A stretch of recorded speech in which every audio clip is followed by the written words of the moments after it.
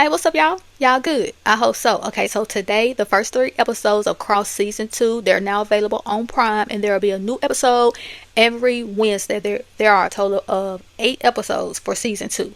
So let's do a quick recap, hit like some of the main points of Season 1. And you know that Season 1, it was layered, it was emotional, low-key political in a way, but that kept folks locked in. So we have Alex Cross, and we know that Alex Cross is a fictional forensic psychologist, detective, and former FBI agent, and he was created by author James Patterson.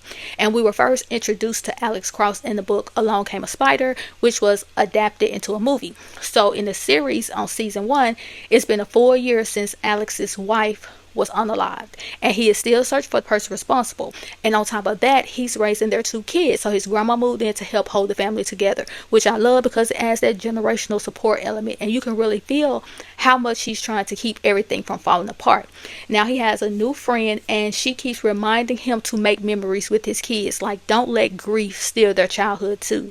So even while he's juggling work and trying to protect his kids' emotional well-being, he's still being intentional. So he encourages his son to keep working on his gift, playing the piano, and he even hires a teacher, and her name is Miss Nancy. So it's like those small moments creates a lot of normalcy, and that matters. And it shows that Alex isn't just a detective chasing justice, he's a father fighting to preserve joy in the middle of pain.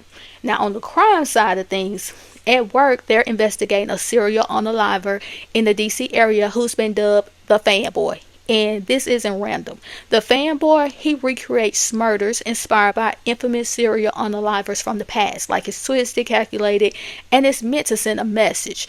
Then things escalate. So a BLM activist named Amir, he's unalived. He was very outspoken when it came to taking that money from the police. And here's where the political tension ramps up, because the police chief who's playing a run for mayor doesn't want controversy. Like her and her assistant, I think her name is Lieutenant Massey, they pressure Alex and his partner John Sampson to rule it as an overdose. Basically, let's just sweep this under the rug. But Alex and John, they refuse. They believe Amir is the latest victim of the fanboy. They won't lie just to protect someone's political ambitions. And that right there shows you who Alex is at his core. He's grieving, he's exhausted, but he still stands on principle. And here's the real twist. The fanboy, he isn't some random obsessed loner. His name is Ed Ramsey, and he is a very wealthy political operative with dirt on a whole bunch of powerful people in politics. He got the money, the influence, the leverage, the dirt, and that gives him protection, gives him power, which makes him even more dangerous. So now, this isn't just about catching a serial unaliver. It's about exposing someone who's deeply embedded in political systems, someone who can manipulate narratives, control the outcomes, and potentially destroy a whole bunch of people. So Ramsey isn't just unaliving for power or politics. He's obsessed with serial unalivers. He genuinely believes that if he perfectly recreates all of these infamous murders, he'll earn a place beside them in history. Like notoriety is his end game, immortality through infamy. And for his grand finale, he done went out and kidnapped some lady named Shannon, and she's supposed to be his last masterpiece. Meanwhile, while Alex is working Amir's case, he reaches out to Kayla Craig from the FBI, and she helps him track down Tavio. Tavio was Amir's friend, and that was the last person Amir spoke to before he was unalive. So they arrest Tavio at a protest, but as they're walking to the car, he is struck in the head. And here enters Bobby Trey. So Bobby Trey is Ramsey's secret assassin. He's a former cop, but he's on Ramsey's payroll. He's clean, calculated, and he's loyal to that money. So Alex and John, they follow a lead to this vacant mansion where they believe Amir was held before he was unalive. So they tear the place apart looking for evidence, but what they don't know, there's a soundproof bunker in the basement. And Shannon is down there screaming for her life because she can hear them up there tearing the place apart. And they are that close, they just don't know it. Bobby Trey, he realizes that Alex is putting the pieces together way too fast. So what he do? He extorts Ramsey for $2 million. And he takes Shannon out of the bunker before Alex them can find her. So they missed the rescue, but Alex and the team, what they did find was Fanboy's scrapbook. This man has a detailed collection of all of his murders. Like that's his pride and joy. It's like a twisted art portfolio. So Ramsey, he is furious about the setbacks. First, they found the mansion. Then they took my portfolio. So now he has to keep Shannon at his house since the bunker has been exposed. And he meets up with Bobby Trey because he wants him to get his scrapbook back. Because to him, that's a sacred piece of material. But now things get a little personal because someone has started stalking Alex's family. First, he received a bouquet of flowers on his front porch with a picture of his wife Maria and their kids. But on the picture, Maria's eyes are scratched out. And when he went to visit her grave, somebody left a dress at her gravesite. Then it clicks to him that this is connected to a past case that had to do with this woman named Deirdre, and who he said was violent. So she was sentenced to life in prison after Alex testified that she was an emotionalist psychopath who would never change. But she ended up passing away in prison, and Alex, he felt guilty about it because he felt like it was his testimony that put her there. At the same time, while all that's going on, Kayla, she was able to link the mansion to Ed Ramsey. So when Alex's girlfriend, Elle, when she got invited to a party hosted by Ramsey, Alex attended too. But his whole mission was to try and gather evidence. Now, while they're at the party, Shannon actually managed to escape. Like, she makes it to this door. It looked like it was leading out to a greenhouse or something, but it was a lady standing back there, and there was Senator Caitlin Coleman. She would not let Shannon out of the door, which caused Ramsey to be able to catch her. Then he went back out there and threatened the senator, like, you better not tell my secret, okay? Because you know I got some on you too. So back inside the party, Alex tries to bait Ramsey into incriminating himself.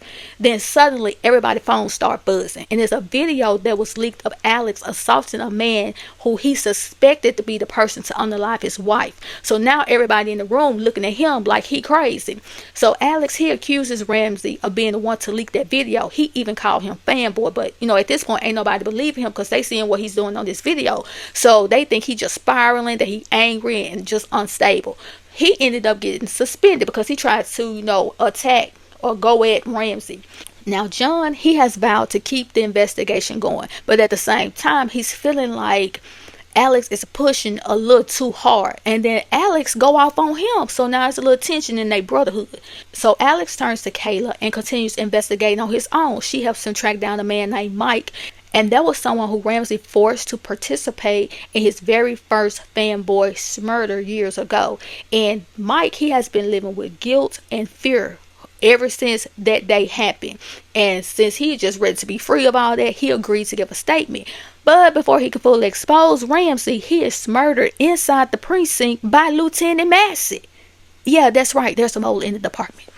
So Alex, he tracks down Senator Goldman, and he pressured her to confess what she saw at that party. Now, with that information, he was able to regain the trust of his detectives. Even though things are still a little tense between him and John, they, piece things together, and they discover that Massey is Ramsey's insider. She leaked the assault video. So John, he confronted her. She confessed. She even asked him to watch over her baby when she gives birth before she turned herself in. Now the walls are closing in on Ramsey. He goes live to his fanboy followers, baby. Yes, he has stands, while he's planning to unalive Shannon on camera for his ultimate finale. But Alex and John, they arrive just in time. They pop Ramsey and they rush Shannon to the hospital. Case closed. No, not even close. Because Ramsey, baby, he done faked his own death. He escaped the morgue and headed over to the hospital so he could finish Shannon himself. But Alex was able to catch him and finally arrest him. Now that fanboy is handled, Alex shifts back to the stalker targeting his family. Now Kayla, she discovers that the stalker is Peter Lennox. He's Deirdre's surrogate brother, and he is seeking revenge because Peter, he went over to Alex's house, attacked the grandma, tried to attack the kids. They had to take the grandma to the hospital. So Alex had Miss Nancy, the piano teacher, to watch the kids. She takes them to a remote cabin that she owns. Red flag. So Alex, he calls to check in on them, and Nancy, she used a phrase that Deirdre had used during the interrogation. That's when everything clicks. So Alex digs deeper into Miss Nancy's past, and he learned that Miss Nancy was a mother figure to Deirdre and Peter. So he swallows his pride, apologized to John, about the way he'd been acting, about the way he treated him. They dabbed it up. And so now they're heading over to the cabin. Now when he arrives to the cabin, baby Nancy then greeted him with that thing in her hand. So she claimed that Deirdre was innocent and that Alex is the one who destroyed her life. So now Miss Nancy is forcing Alex to choose which one of his children do he want Peter to take out. It's like psychological torture. So Alex tries to reason with Peter, exposing Nancy's manipulation. But before things escalated any further, John arrives and he was able to take Peter down, right? So Alex attempts to arrest Miss Nancy, but she refused to leave, so she stayed in the cabin while it was being burned to the ground. So Peter, he arrested, and he revealed to be the one who unalived Alex's wife, Maria. So Alex, he is finally reunited with his kids, but there's still Ramsey. So he decided to make a visit to him in prison. Baby, Ramsey's so smug, basking in the ideal of being a serial unaliver, baby. Then Alex drops the bomb on it and let him know, yeah, we only gonna charge you with Amir's unaliving and Shannon's kidnapping. All the other murders, we're gonna pin those on Bobby Trey. In exchange for Bobby Trey's testimony, though, and all that, political blackmail he got under his belt, the FBI decided to give Bobby immunity on the bigger conspiracy. And then Alex has Ramsey's scrapbook ripped and burned, and he is watching it happen on TV, and he is about to have a fit because that means he doesn't get the infamy, he doesn't get the legacy, he don't even get the credit. So the chief, she decided to reinstate Alex, and she even covered up the assault video because of her mayoral campaign. But Alex, he didn't want to let himself off, that easy. So he publicly apologized to the young man who he wrongfully suspected of unaliving his wife. And then he vowed to never let profiling cloud his judgment again.